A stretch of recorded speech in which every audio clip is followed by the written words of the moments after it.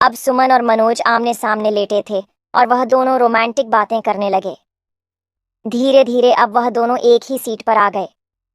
मनोज ठहरा नौजवान फौजी अब उसे बर्दाश्त हो नहीं रहा था और सुमन भी वहीं चाह रही थी। और रात का समय था, डिब्बे की लाइट भी बंद थी। फिर क्या था, दो जिस्म एक जान हो गए। यानी कि अब वह दोनों ऐसे हो गए जैसे पति पत्नी शादी की पहली रात को होते हैं। दोनों ने ट्रेन में ही खूब मस्ती की और किसी को भनक तक नहीं लगी, क्योंकि रात का समय था। उस नौजवान फौजी ने पानी की बोतल सुमन की ओर बढ़ाते हुए कहा, मैडम, पानी पी लीजिए। सुमन ने उससे पानी की बोतल ली और दो चार घूंट पी गई। पानी की बोतल वापस देते हुए सुमन ने उससे पूछ ही लिया कि आप फौजी हैं क्या? सुमन ने उससे दोबारा का बुरा मत मानना प्लीज। मैंने सुना है कि फौजी कम दिमाग के होते हैं। लड़की देखी नहीं कि कभी उनके सिर में तो कभी उनके बदन में खुजली होने लगती है और फिर वह पागलों की तरह लड़कियों को देखने लगते हैं। पर आपने ये साबित कर दिया कि सभी फौजी एक जैसे नहीं होते। तो फौजी ने कहा, जहां फौजी ऐसी हरकत नहीं करते वहां लड़कियां उनके साथ ऐसी हरकत करने लगती हैं। आखिर कोई कहां तक बचे उस नौजवान की बात?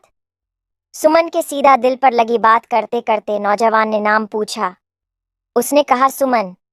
तो फिर सुमन ने भी पूछा कि आपका नाम क्या है? तो वह बोला मनोज। सुमन और मनोज में दोस्ती हो गई और ट्रेन अगले स्टेशन पर रुकी तो वहां पर एक कपल बढ़े। वह अपनी बर्थ ढूंढते ढूंढते सुमन के पास आ गए। वह कपल जोड़ा थोड़ा एजेड थे, तो उन्होंने सुमन से कहा, बेटी, क्या तुम ऊपर वाली सीट पर चली जाओगी? मुझे चढ़ने उतरने में थोड़ी दिक्कत होती है। सुमन उनकी बात मानकर ऊपर वाली बर्थ पर आ गई। अब सुमन और मनोज आमने सामने लेटे थे और वह दोनों रोमांटिक बातें करने लगे। धीरे धीरे अब वह दोनों एक ही सीट पर आ गए। मनोज ठहरा नौजवान फौजी अब उसे बर्दाश्त हो नहीं रहा था और सुमन भी वहीं चाह रही थी। और रात का समय था, डिब्बे की लाइट भी बंद थी। फिर क्या था, दो जिस्म एक जान हो गए।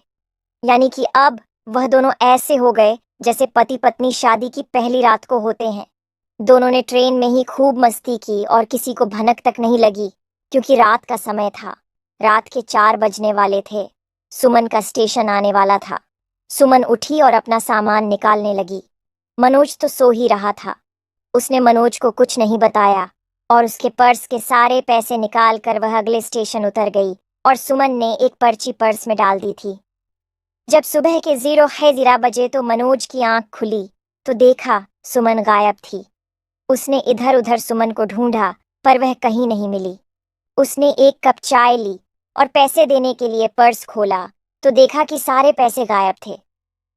पर्स में सिर्फ एक पर्ची थी जिसमें लिखा था, आप बहुत अच्छे हैं, मैंने आपके सारे पैसे निकाल लिए क्योंकि मुझे पैसों की जरूरत थी। फौजी बोला, चुड़ैल, कम से कम चाय पीने के लिए पैसे तो छोड़ देती। उसके बाद फौजी बहुत पछताया कि अनजान लोगों पर कभी विश्वास नहीं करनी चाहिए।